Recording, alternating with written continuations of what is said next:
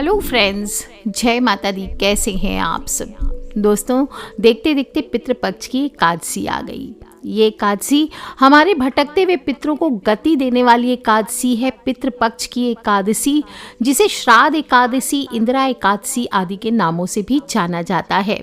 इस बार पितृपक्ष में इंदिरा एकादशी का व्रत 28 सितंबर को किया जा रहा है। इस दिन भगवान विष्णु के निमित्त पूजा पाठ तो किया ही जाता है, साथ ही साथ पितरों के नाम का श्राद्ध करने का विशेष महत्व है।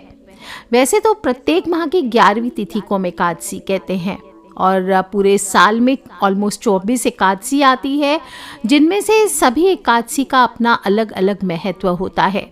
लेकिन जब अश्विन माह के श्राद्ध पक्ष की एकादशी आती है तो जनमानस में बहुत प्रसिद्ध है।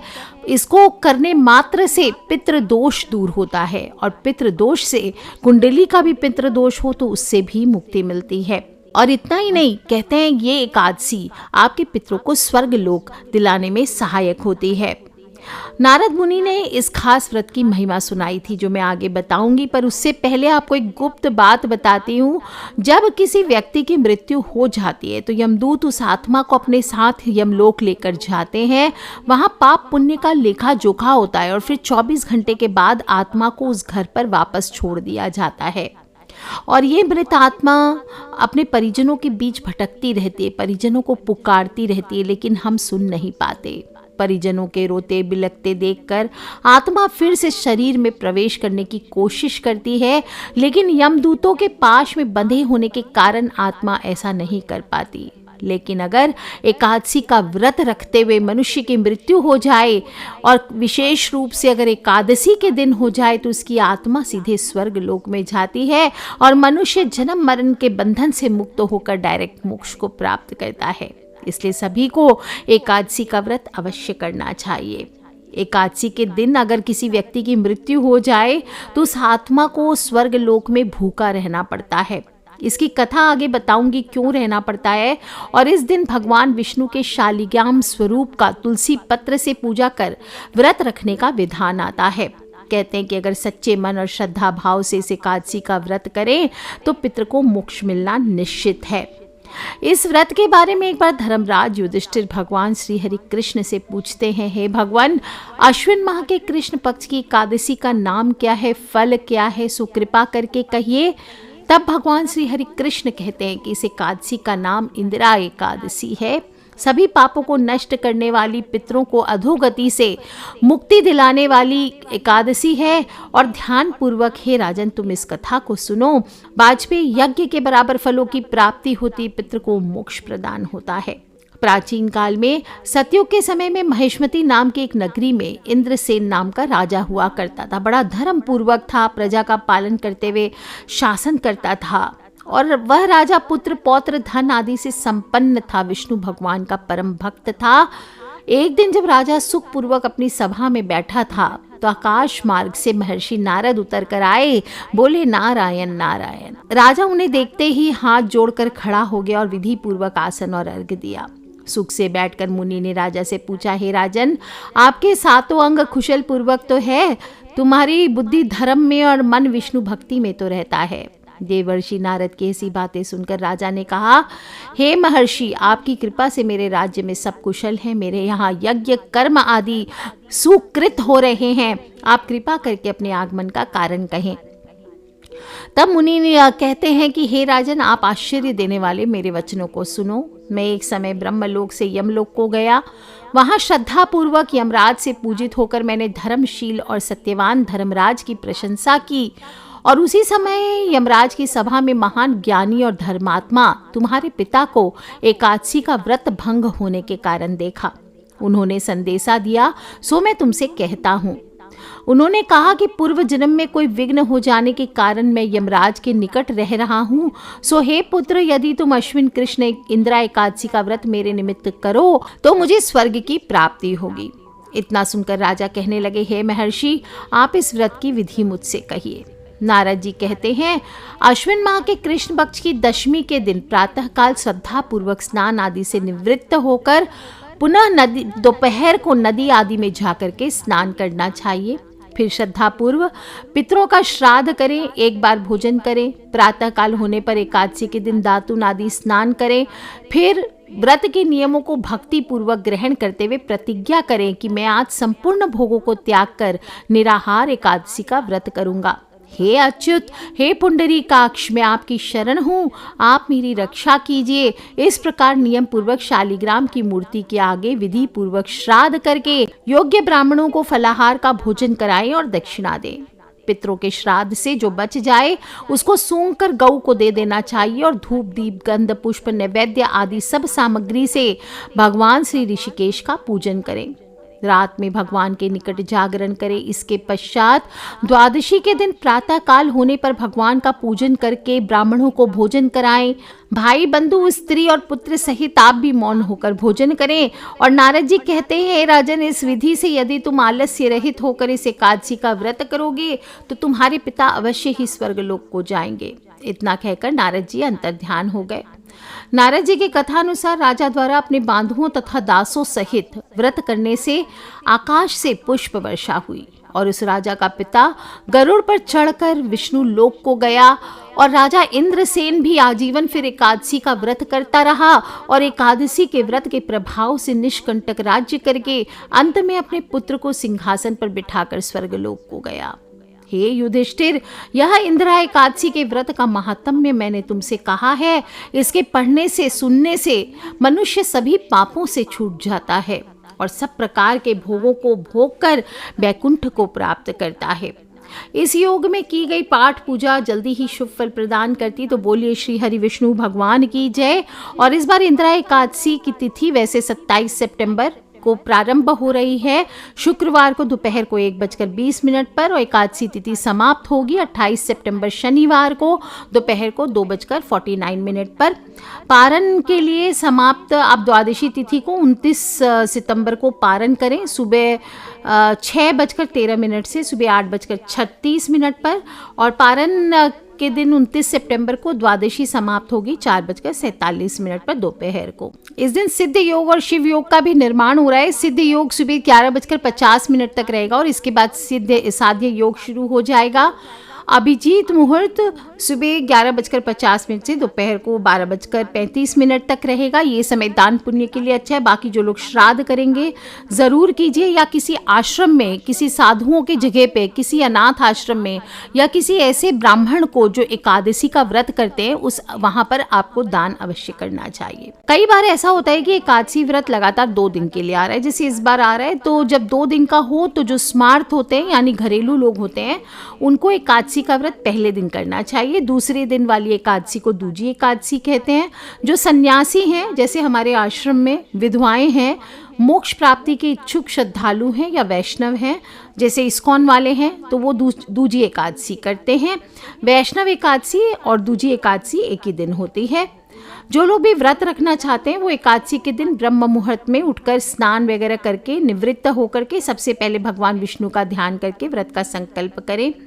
और आपको वैसे देखा जाए तो दशमी तिथि से ही व्रत के नियमों का पालन करना चाहिए। मांस, मदिरा, प्याज, लहसुन आदि का सेवन ना करें और रात को पूर्ण ब्रह्मचर्य का पालन करते हुए भगवान श्री हरि विष्णु का ध्यान करते हुए ओम नमो भगवते वासुदेवाय, ओम नमो भगवते वासुदेवाय ऐसा कर जाप करते हुए शयन करना चाहिए। सुबह जल्दी उठे।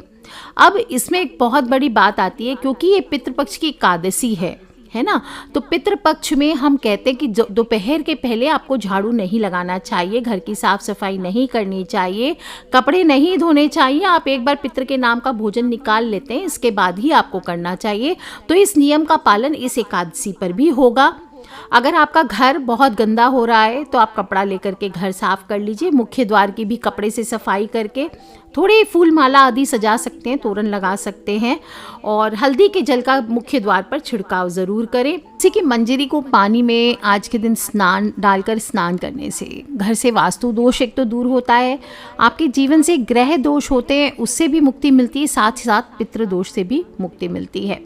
इसके बाद 1 लोटा जल अपने सूरज भगवान को देना चाहिए। जिस प्रकार से रोज डालते हैं आप इसी प्रकार से दीजिए। तांबे का लोटा ले लीजिए, उसमें थोड़े से काले तिल अवश्य डालें और ओम सूर्याय नमः, ओम आदित्याय नमः गायत्री मंत्र का उच्चारण करते हुए जल भर के उस लोटे से आपको सूर्य भगवान को जल अर्पित करना चाहिए और हो सके तो उसी लोटे में और जल और काले तिल ले लीजिए और दक्षिण मुखी होकर के ओम सर्वेभ्यो पितृभ्यो नमो नमः, ओम सर्वेभ्यो पितृभ्यो नमो नमः, पितर पितरानी की जय, ये बोलते हुए आप अपने पितर को जल अर्पित करें।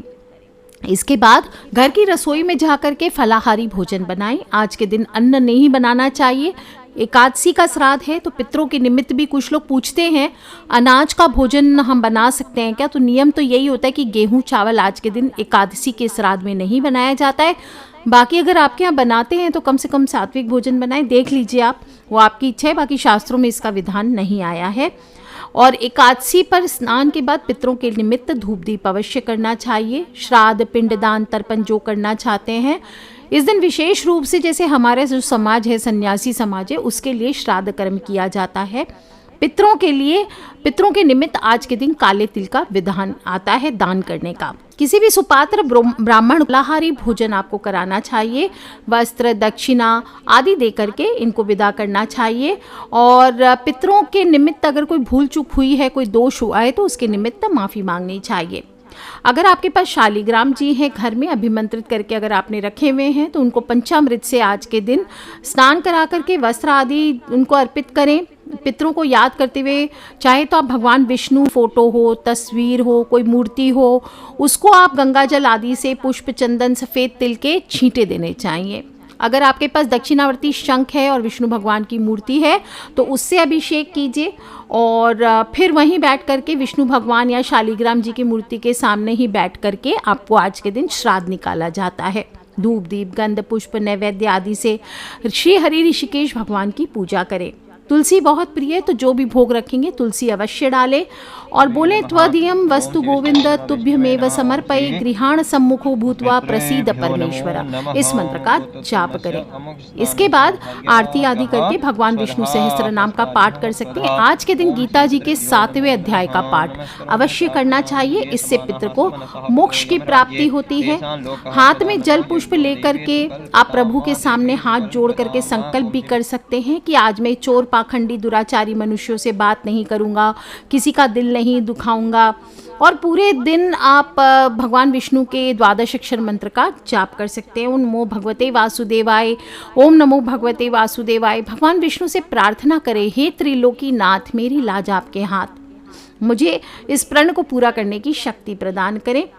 और शाम के समय तुलसी पर दीपक अवश्य लगाएं। अगर कर्ज की स्थिति में आप, पैसों की प्रॉब्लम है, बहुत ज़्यादा धन की आवश्यकता है, तो आज के दिन पीपल पर जल अवश्य चढ़ाना चाहिए और शाम को दीपक जलाएं। पीपल के पेड़ की परिक्रमा करें और पीपल में भगवान विष्णु का निवास, पितरों का निवास माना गया है। ऐसा करने से जल्द ही कर्ज से मुक्ति मिलती है।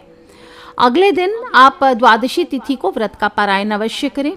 रात्रि में जागरण करना चाहिए। भगवान का ध्यान करते हुए या तो सोएं या मंत्रों का जाप करते हुए श्री हरि नाम का कीर्तन करें। परिवार सहित भक्ति गीत गाएं, नृत्य करते हुए रात्रि में जागरण करें और हरिवासर समाप्त होने की प्रतीक्षा करनी चाहिए।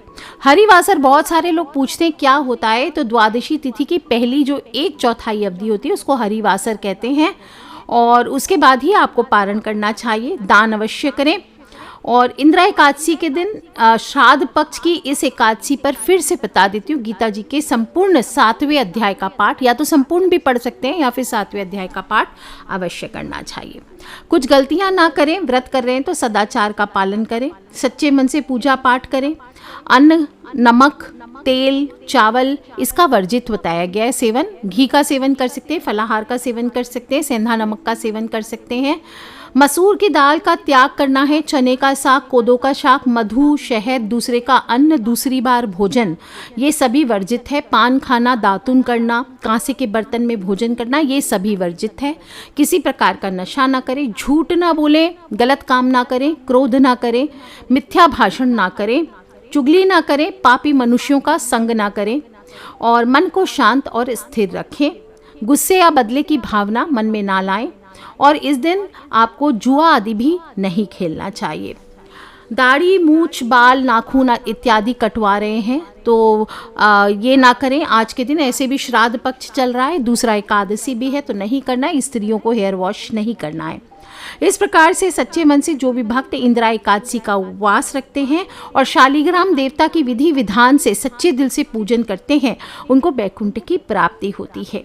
और कहते हैं कि आत्मा को जन्म मरण के चक्कर से मुक्ति मिल जाती है। जितना पुण्य कन्यादान, हजारों वर्षों की तपस्या और उससे अधिक पुण्य होता है, मिलता है, उससे भी अधिक पुण्य एकमात्र इंदिरा एकादशी का पुण्यदायी व्रत करने से प्राप्त होता है। तो अवश्य कीजिए दोस्तों, खिलखिलाते रहे, मुस्कुराते रहे। कम से कम मैंने कथा सुनाई है, वो आप भी सुने और अपने फ्रेंड्स, फैमिली, मम्मी पापा, भाई बहन, बच्चे सभी लोगों से इसे शेयर अवश्य कर ले। आज के लिए इतना ही दोस्तों, खिलखिलाते रहे, मुस्कुराते रहे। Take care friends, love you all. जय माता दी, बम बम भोलेनाथ की जय, काराज शेरावाली दा बोल, सांचे दरबार की जय, विष्णु भगवान की जय, लक्ष्मी मैया की जय।